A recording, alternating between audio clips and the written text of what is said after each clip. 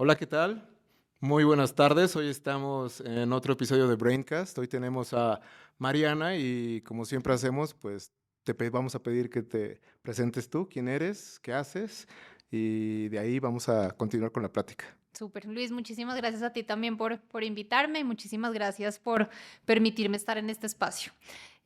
Bueno, mi nombre es Mariana Perdomo, tengo 38 años, mamá de dos chiquitos de 8 y de 5 años, psicóloga de profesión con algunas especializaciones en administración y sobre todo, digamos que para mí todo el proceso neurológico y de coaching y de liderazgo es como mi gran pasión en la vida, entonces tengo muchas certificaciones como en esas ramas. Colombiana, nací en Bogotá. Y bueno, y ahorita estoy trabajando desde hace 8 años en una compañía en el área de recursos humanos. Toda mi vida llevo 17 años trabajando en recursos humanos. Y pues ahorita estoy trabajando en una de las compañías pues más grandes de consumo masivo que se llama AB InBev, que es justamente la cervecera más grande del mundo. Y bueno, dentro del área de recursos humanos, ¿Es divertido trabajar en una cervecera? espectacular. Sí. Espectacular. Me imagino que mucha gente debe disfrutar el tiempo ahí, ¿no? No, a mí me parece espectacular, además porque la tipología de segmento al que pertenecemos, pues es muy divertido. Entonces, Sí. realmente, pues nosotros somos patrocinadores de deportes espectaculares, nosotros patrocinamos eventos increíbles, nosotros hacemos parte del sueño de la compañía es, digamos, unir a la gente por un mundo mejor. Claro. Entonces tiene una connotación de lo que significa la cerveza en las relaciones interpersonales, porque es el momento donde tú haces cheers, es el momento donde tú brindas y Sí. brindas con amigos, brindas con gente, brindas con espacios. Entonces el segmento al que pertenecemos es espectacular y súper desafiante, pero es increíble. Qué bueno, me encanta escuchar que trabajas ahí, pero me gustaría un poquito conocer un poco más de ti, ¿no? Ujú. Hablemos de por qué decidiste ser psicóloga y por qué esa pasión por ayudar bueno, por entender la mente y por ayudar a la gente. Bueno, yo creo que toda la vida he tenido súper claro mis talentos. Uno de mis grandes talentos es hablar. Yo amo hablar, amo expresar lo que tengo por dentro desde chiquita. Y una de mis grandes pasiones es enseñar. Eso para mí es como uno de mis grandes motivadores en la vida. Y cuando empecé a identificar hacia qué carrera irme, una de las carreras que permitía tener como ese espectro, inclusive porque me podía dedicar a muchas cosas, pues era la psicología. Y eso respondiendo a una pregunta que yo sé que suena un poco cliché, pero que es real, y era un poco de por qué nos comportamos como nos comportamos. Entonces la psicología me permitía poner al servicio creía pues en ese momento también mis talentos y de alguna manera poder desarrollarlos y por el otro lado responder a aquellas preguntas que para mí eran tan importantes y que tenían que ver con la vida, con el comportamiento, con la forma en la que pensamos. Y creo que además es una ciencia sobre la que todavía nos falta mucho por descubrir. O sea, si tenemos que hablar del cuerpo humano, una de las cosas que todavía tenemos un proceso importante por seguir desarrollando, aprendiendo y entendiendo es el cerebro, sin duda. Entonces, pues bueno, me encaminé por ahí y es una carrera que además cuando quieres realmente descubrir eso, pues nunca acaba, porque todos los días salen cosas nuevas, todos los días entendemos cosas nuevas, todos los días leemos cosas distintas, entonces pues para mí ha sido espectacular haber tenido esas bases, pero luego seguir desarrollando y entendiendo otras cosas. Ahora es el comportamiento en una compañía y cómo acompaño eso también para ayudarlos, desarrollarlos, entender el compromiso que tenemos como compañía también para que las personas ahí se puedan desarrollar adecuadamente. Entonces tiene un montón de connotaciones. Claro. Y tú que ya, pues, entiendes un poco más del comportamiento humano, de cómo funciona el cerebro, cuéntame un poco, ¿cuál es tu perspectiva sobre la salud emocional de las personas que hoy están trabajando en Latinoamérica? Digamos, esa generación, vamos con la generación millennial, ¿no? Que es el grupo más grande que hoy está trabajando, ¿no? ¿Cuál es tu percepción de eso, de su salud emocional? ¿Dónde están? Mira, yo creo que, te voy a ser absolutamente honesta, en las compañías en las que he estado y posiblemente aquí en AB, esa pregunta no era una pregunta muy común que nos hacíamos en recursos humanos. Habían otras cosas inclusive.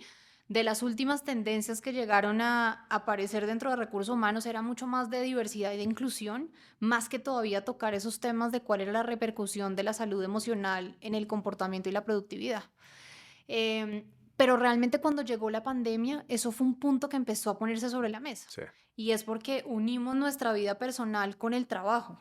Independientemente de qué generación eres, tuviste que unir una cosa con la otra y con los desafíos que eso significaba. Sí. Entonces, si eras millennial, igual estabas encerrado. Si eras Cualquier baby tipo de boomer, no generación, importa. estás ahí. Ujú. Estabas en condiciones en las que podías estar en condiciones de mucha soledad o en condiciones de estamos todos en un espacio pues mínimo haciendo diferentes actividades como son los niños en el colegio, el esposo trabajando, la esposa trabajando, con o sin ayuda en el hogar. La dinámica cambió.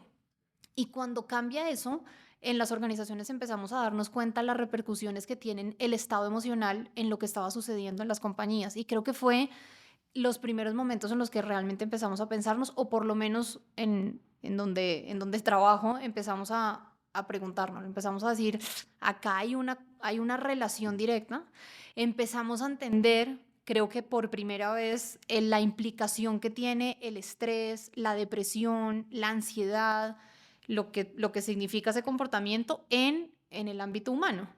Entonces realmente esto viene como con un proceso de más o menos unos 2 años y que a nosotros en particular, y te voy a contar mi historia en particular probablemente de cómo aparece esto, empezamos a preguntarle a la gente, sobre todo en nuestra compañía de los niveles más altos de la organización, en donde nos enfocamos para trabajar los últimos 2 años muy fuertemente en ellos, porque entendimos que ellos eran los embajadores y los influencers de nuestra cultura organizacional. Entonces, como recursos humanos, como people, que los llamamos al área en NAB, empezamos a tratar de trabajar con ellos en cómo podíamos empezar a trabajar desde la perspectiva de cultura, de ambiente laboral, de clima, de productividad.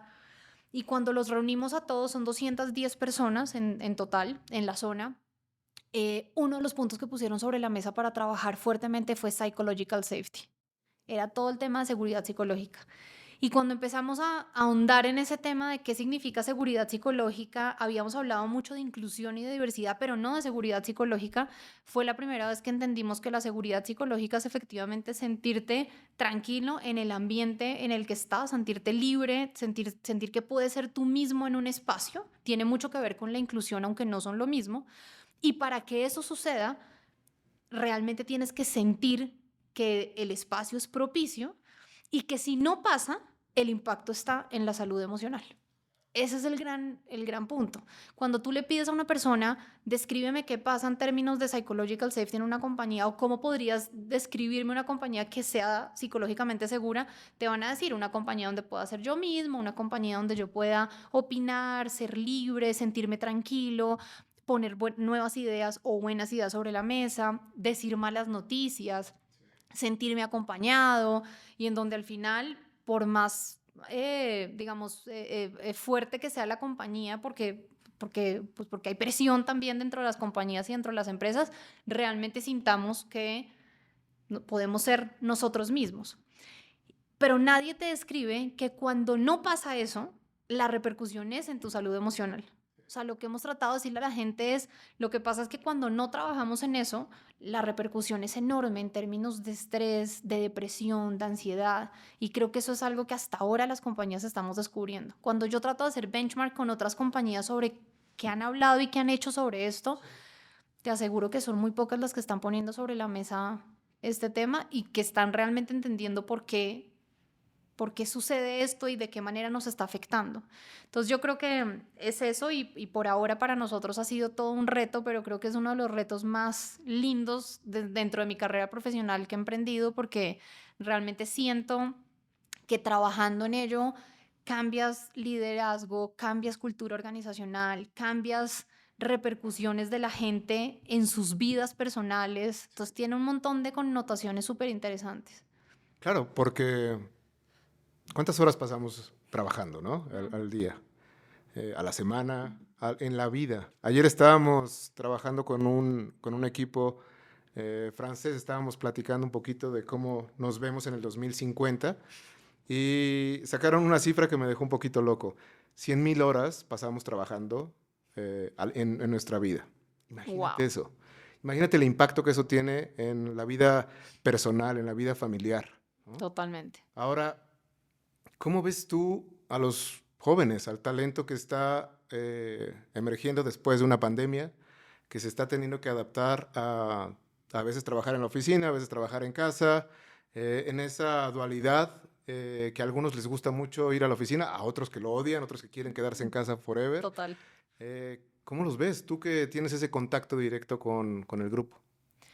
Bueno, yo te voy a dar mi visión personal y es que yo creo que hoy en día es más difícil tratar de generalizar una generación. Y no sé si con esto me entiendes, pero es tal cual lo que tú estás diciendo. Sí. Estas nuevas generaciones, hay mucha polarización. Están los que aman el mundo corporativo y quieren seguir esa línea que antes el 90% de la gente lo hacía y que ahora no es así. Y que ahora existen los que quieren eso, los otros que aman el startup, el otro que ama emprender, los otros que se quieren dedicar a filosofar, los otros que se sienten libres para ser influencers o youtuber, y hay camino y espacio para todos. O sea, yo siento, y la verdad es que si me pongo a pensar en todo lo que ha salido últimamente, inclusive en términos de tecnología, tú te das cuenta que todo individualiza y no generaliza. Entonces, tú vas a Netflix y lo que hace Netflix es que entiende un algoritmo para lo que tú quieres ver, lo que a ti te gusta, lo que para ti es atractivo, te lee perfectamente y te entrega un catálogo para ti. Pero si vas a Spotify, te pasa exactamente lo mismo.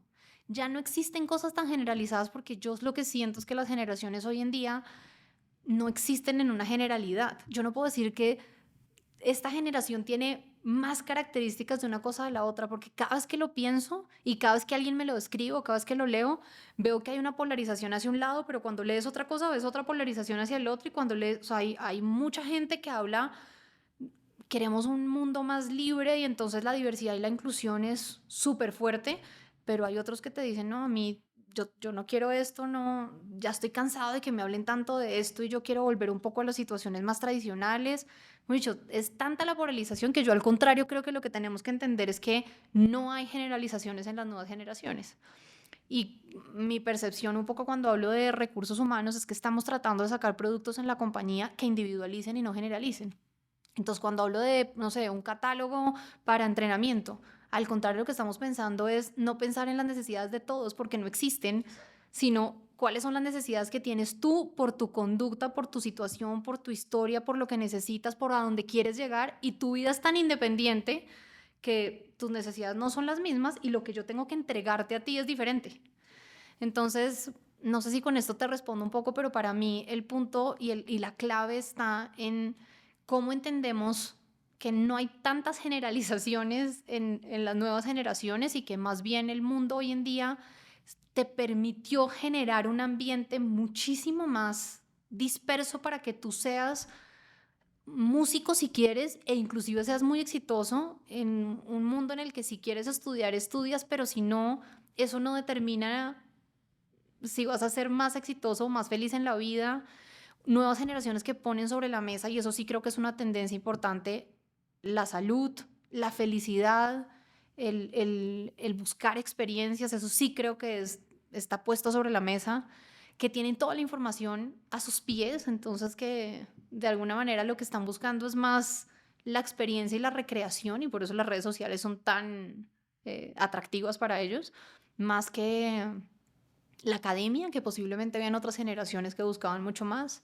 Entonces sí hay algunas connotaciones que tú podrías decir que son más tendenciales, pero yo siento que hoy en día todo es diferente, no nos manejamos con tanta masa. Yo siento que en las generaciones anteriores em, la masa te decía cómo seguir la ruta y el camino, y en nuestros casos en muchas ocasiones nos decían, pero pues no estudies eso porque ¿qué vas a comer? Sí. Hoy en día, hoy Oh, en día ujú. ni siquiera estamos cercanos en opinar algo como eso. O sea, las ramas y las posibilidades que tienes son tan grandes que puedes hacer cualquier cosa igual así ser absoluto y totalmente exitoso, ¿no?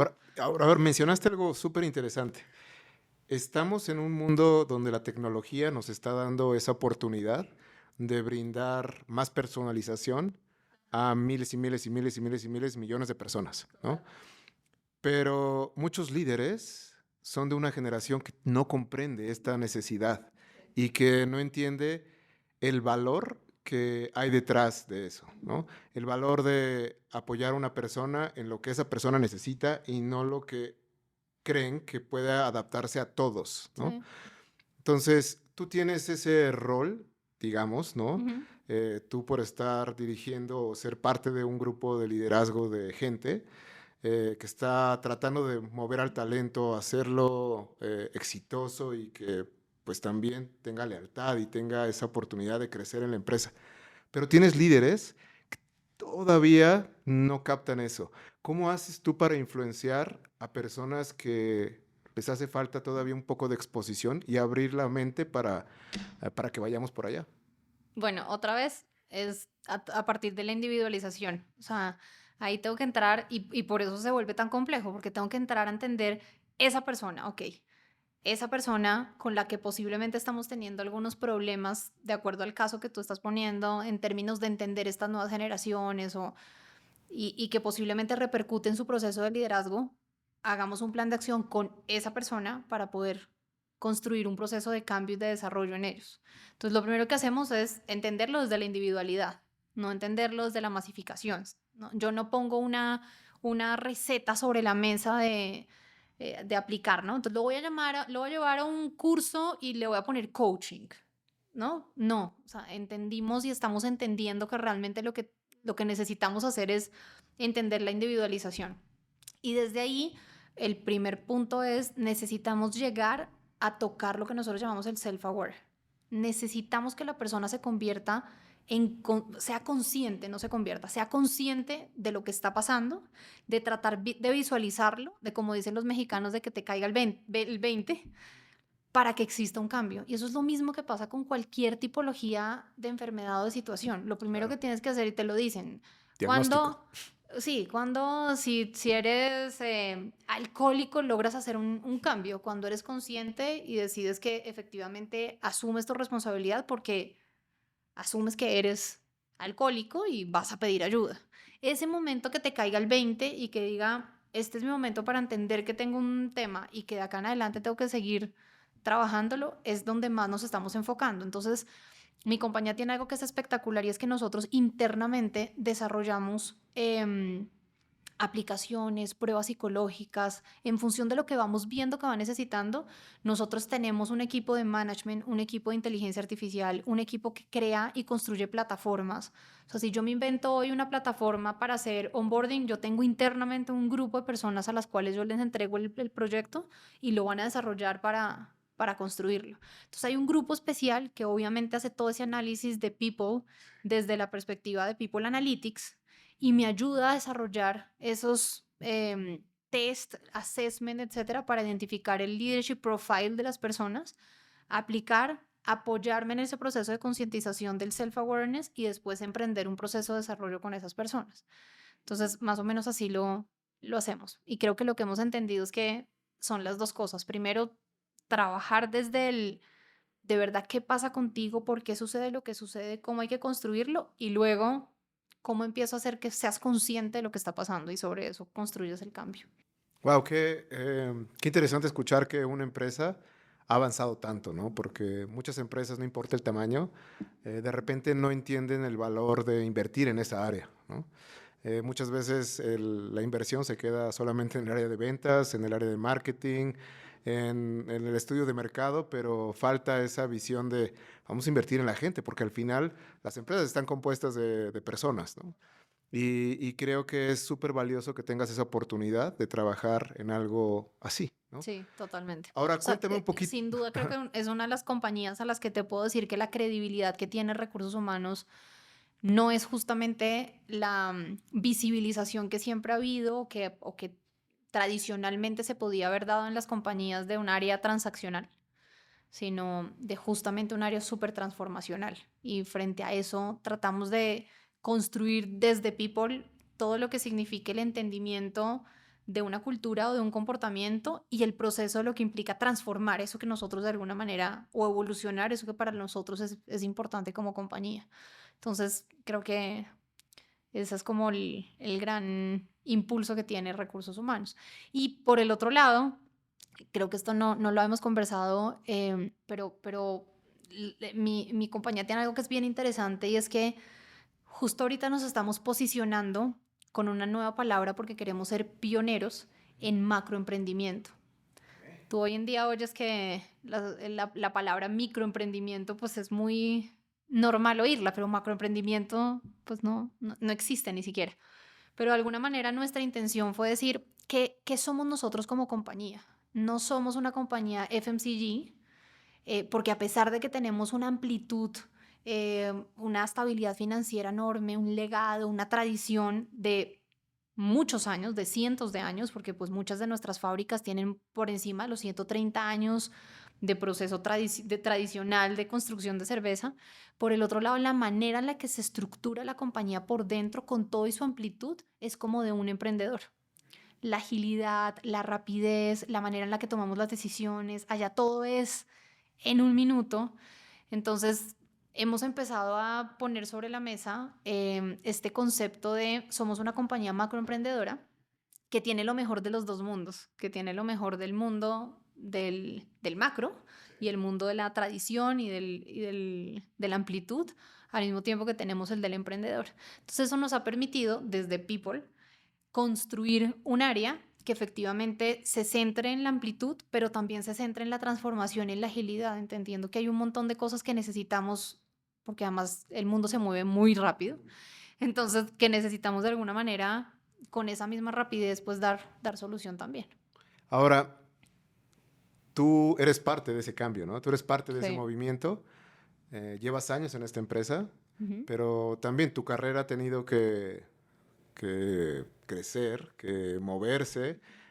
Tú has estado, como me platicaste, en procesos de mudanzas, ¿no? Uf, De un sí. país a otro, y eso también tiene un impacto, ¿no? Un impacto en tu vida personal, familiar. Cómo llegas a un país y de repente, "Ay, ¿qué hago, no? ¿Cómo dirijo a este nuevo equipo de personas que no conozco muy bien su contexto, que hablan diferente a mí, que traen Súper. un cantadito distinto, ¿no? Eh, ¿Cómo es esa parte personal de tener que enfrentar tantos cambios, tanta incertidumbre y pues salir adelante y estar bien, ¿no? Ujú. Bueno, lo primero que te tengo que decir es que yo declaré que esto lo quería en mi vida. Ok. No sé si después de haberlo vivido fue tan buena idea. No, mentira, sí fue espectacular. Pero realmente creo que desde que empecé mi carrera profesional siempre me fui por las empresas grandes que yo sabía que eran empresas globales y que en algún momento me iban a permitir la posibilidad de salir del país. Ese siempre fue como pues un objetivo. Entonces siempre me abrí en la posibilidad de ofrecer constantemente el quisiera vivir otras experiencias, con lo que eso significaba, efectivamente. Entonces, cuando yo entré a esta compañía, todavía la compañía era parte de SAP Miller, que era pues una compañía que en 2016 pues fue justamente comprada por AB InBev. Entonces yo entro cuando está ahí y estando en Colombia me mudo de Bogotá a Barranquilla, que es la zona costera de Colombia, y ese fue como mi primer momento en el que salí de la ciudad. Em, Seguía siendo el mismo país, pero desde ahí empieza estos cambios que no son menores, ¿no? Y no solamente porque el cantadito de voz es diferente, sino porque de verdad la cultura es muy distinta. O sea, la cultura del interior con la cultura de la costa era radicalmente diferente. Fue una época espectacular. Para ese momento mi hija tenía 1 año. Duramos 2 años más o menos en Barranquilla y ahí llega AB InBev y con todos los procesos de cambio de la cultura organizacional me regreso a Bogotá y ahí duró 2 años más en Bogotá, y se levanta una posición que de verdad fue un espectáculo y un súper regalo y era una posición de ser la cabeza de recursos humanos para Cervecería Nacional, que es la empresa creo que además una de las más importantes del Ecuador, para mudarme ahora, e irme a vivir a Guayaquil. Entonces, pues feliz les digo, claro que sí, eso era un cambio de de rol, pero también era un cambio de nivel, pero también era una exposición totalmente diferente. Para ese momento yo había tenido un rol de business partner. Los business partners básicamente son como los que se relacionan con la gente y atienden las personas. Siempre en recursos humanos, bueno, en esta compañía hay el grupo de personas que ejecutan los procesos de recursos humanos y están en constante conexión con la gente, y los que están tras bambalinas ejecutando el proceso estratégico. Entonces, hasta el momento yo estaba en esos procesos de business partner, tanto en Bogotá como en Barranquilla, y ahí me mudo a Ecuador, a Guayaquil, exactamente.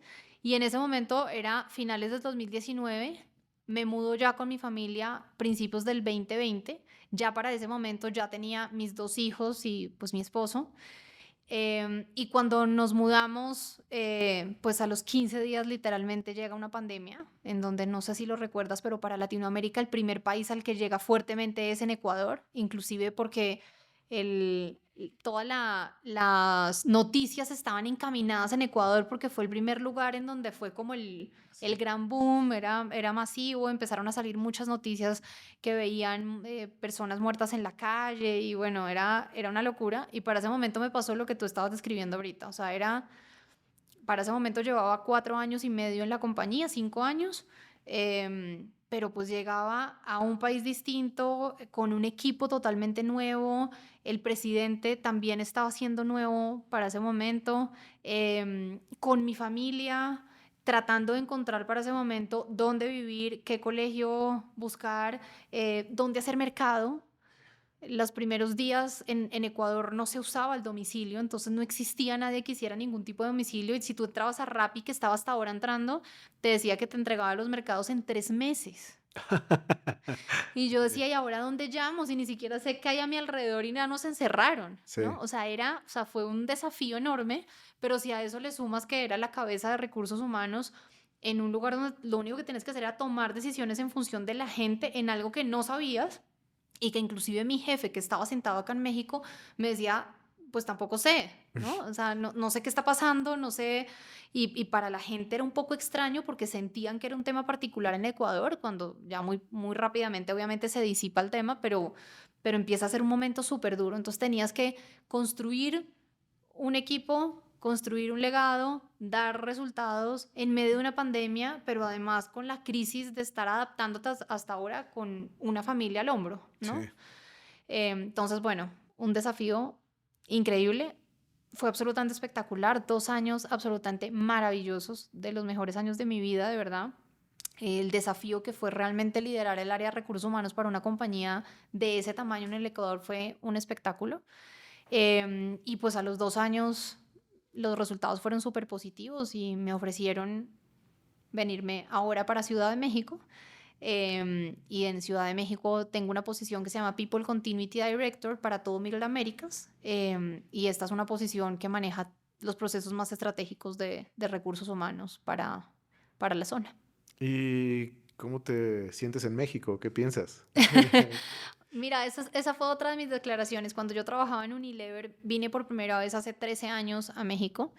En ese momento no tenía hijos, ya estaba casada, y me acuerdo perfecto que llegué a este país. Vine con mi esposo porque iba a hacer un curso, pero le dije, "Pues, termino el curso en 3 días y te vienes para acá y pido vacaciones de una vez". Y conocimos México, y yo, desde que pisé el avión para regresarme a Colombia, le dije, yo quiero vivir acá. Fue así declarado. Entonces realmente siento que era un lugar donde quería estar. Sí, Yo creo que es un espectáculo. La verdad que México si lo visualizas dentro de toda Latinoamérica, pues es un país en el que en este momento las oportunidades y la estabilidad financiera el proceso político, aun cuando tiene sus temas, pues es el que realmente mejor está en Latinoamérica. Su cultura organizacional, su cultura de tradiciones es un espectáculo. El desarrollo que tienen es increíble. Y para mí, yo lo resumo que es como tener lo mejor de los dos mundos. Tienen lo mejor del primer mundo, porque además llega mucho de Estados Unidos, entonces hay una herencia súper fuerte, pero también lo mejor del tercer mundo en ese tema de cercanía, calidez, tradiciones. Entonces, no sé, yo siento que este es un lugar para vivir absolutamente espectacular. Mis hijos están espectaculares. Ellos ya también declararon que de acá no se quieren ir, entonces ya estoy en problemas. Sí. Pero sí, para mí ha sido un lugar absolutamente increíble. ¿Y cuál es, digamos, esos retos que hoy tú vives al ser mamá, líder, eh, tu esposo también aquí, tener que adaptarte a la locura mexicana, el tráfico? eh, ese aspecto es muy valioso. Me gustaría que compartieras un poquito porque Mm, seguramente la audiencia hay muchas mujeres que pues, tienen esos mismos retos, ¿no? Esa complejidad de, oye, quiero ser súper exitosa profesionalmente, pero de repente es tanta la demanda de eso que necesitas dedicarle mucho tiempo, ¿no? sí. ¿Cómo combinas eso para que puedas estar aquí, ser exitosa y tener esa visión de seguir creciendo? Sí. Bueno, yo lo primero que te diría y que cuando me toca hablar de este tipo de cosas, porque es una pregunta muy común, siempre digo que sí se puede. O sea, mi primera respuesta siempre es, mujeres sí pueden. Sí se puede, sí es viable, sí es factible y si lo quieres hacer como todo en la vida, si lo quieres hacer, es factible hacerlo. ¿Qué se necesita? Bueno, mi percepción son dos cosas. Primero, la administración del tiempo. Es demasiado importante. Yo empiezo demasiado temprano en la mañana. Tengo mi vida como muy estructurada para garantizar que hago lo que para mí es más importante. Y no solamente desde la perspectiva del rol de mamá o de trabajadora, sino de Mariana. Entonces yo amo hacer ejercicio. Para mí el mundo del bienestar físico es súper importante. Entonces sí, para mí lo que implica es, tengo que despertarme un poco más temprano, tengo que acomodar un poco más mi tiempo para hacerlo de las maneras adecuadas, pero yo no me sacrifico en ese proceso. Estudio, generalmente lo hago muy temprano en la mañana, inclusive antes de que se levantan mis hijos. Tengo la oportunidad de levantar a mis hijos, de estar con ellos, de llevarlos hasta el colegio. Empiezo una jornada en donde trato de ser muy disciplinada. Y trato de exigirme mucho también el retorno a casa para garantizar que efectivamente puedo compartir con mi esposo y con mis hijos. Entonces, lo primero para mí es la administración del tiempo, es cómo cuidas todo eso sin olvidar cada uno de los puntos, pero tampoco sin darte tanto látigo, Sí, ¿no? O sea, no, sí, no puedes estar con tus hijos en términos de cantidad, pues una cantidad de tiempo enorme, pero si la calidad es buena, si el espacio y la relación y el vínculo que construyes con ellos es suficientemente sólido, ellos mismos, al contrario, no solo lo entienden, sino que lo admiran en ti. claro. Entonces, para mí el tema es efectivamente cómo pones la prioridad y cómo administras el tiempo. Y el segundo es tu red de apoyo. Y pues para mí, sin duda, mi red de apoyo es mi esposo, pues porque realmente cuando tú estás en tu país, que es una de las cosas más duras de cuando te vas de tu país, Claro. Ujú. porque cuando tú estás en tu país es, tengo que llevar a los niños a algo, mamá, papá, hermanos, tíos, primos, sobrinos, el mundo entero está ahí, tus amigos de la vida, acá estamos solos. Particularmente aquí es mucho más difícil construir relaciones porque como es un país y una ciudad tan grande, Sí, se disipa más la gente. Distinto a Ecuador, yo en Ecuador creo que conseguí una red de apoyo más cercana, más rápido, pero pues creo que porque también el dinamismo del país es diferente. Entonces aquí tu red de apoyo es esta niñera que te acompaña, este esposo que está contigo, esta definición de roles, este proceso de verdad ayudarte y dejarte ayudar, porque a veces somos bien territorialistas sí, en yo tengo que hacer, no, no, no, acá esto es un tema de cómo administras tu tiempo y cómo tu red de apoyo te apoya. claro. Y para mí eso es lo más importante. Yo por mucho tiempo también me he cuestionado si efectivamente como mamá, pues cómo funcionan estos procesos cuando el tiempo es más limitado. Pero la verdad es que tengo que decirte, Luis, que yo ya dejé de pensar en eso porque realmente cada vez me compenso más y cuando mis hijos siguen creciendo más todavía, que al contrario, tener una mamá trabajadora implica para ellos un ejemplo de que sí se puede Claro. y de que no hay límites.